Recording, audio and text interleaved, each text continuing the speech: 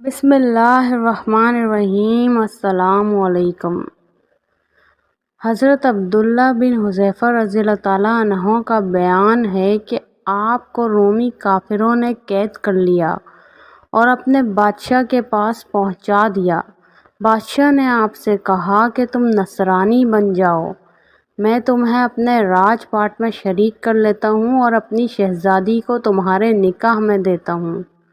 عبداللہ بن حذیفہ رضی اللہ تعالیٰ عنہ نے جواب دیا کہ یہ تو کیا، اگر اپنی بادشاہت بھی مجھے دے دے اور تمام عرب کا راج بھی مجھے سونپ دے اور یہ چاہے کہ میں ایک آنکھ جھپکنے کے برابر بھی اپنے دین محمد صلی اللہ علیہ وآلہ وسلم سے پھر جاؤں تو یہ بھی ناممکن ہے۔ بادشاہ نے کہا پھر تجھے قتل کر دوں گا۔ حضرت عبداللہ بن حذیفہ رضی اللہ تعالیٰ عنہ نے جواب دیا کہ ہاں، یہ تجھے اختیار ہے۔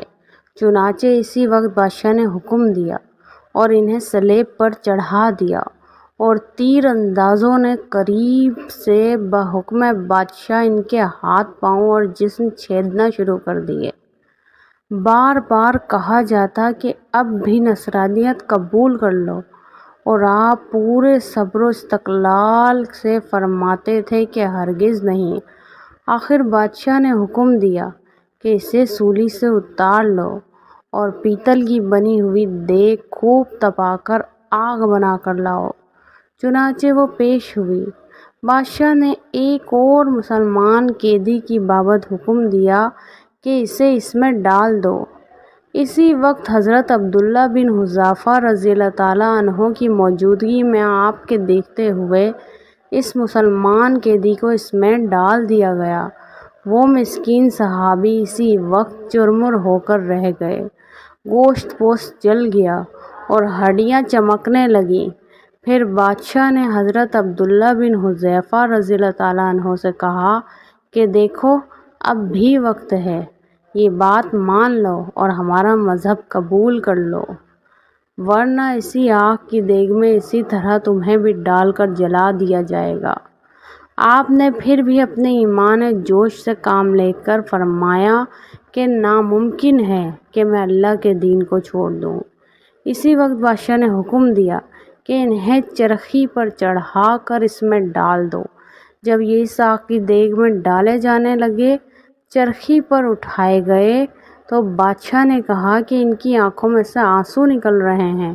اسی وقت اس نے حکم دیا کہ رک جائیں اور انہیں اپنے پاس بلوایا، اس لیے کہ اب اسے امید بن گئی تھی کہ شاید اس عذاب کو دیکھ کر اس نے خیالات بدل لیے ہوں، میری بات مان لے گا اور میرے مذہب کو قبول کر کے میرے داماد جی آ کر میری سلطنت کا ساجی بن جائے گا۔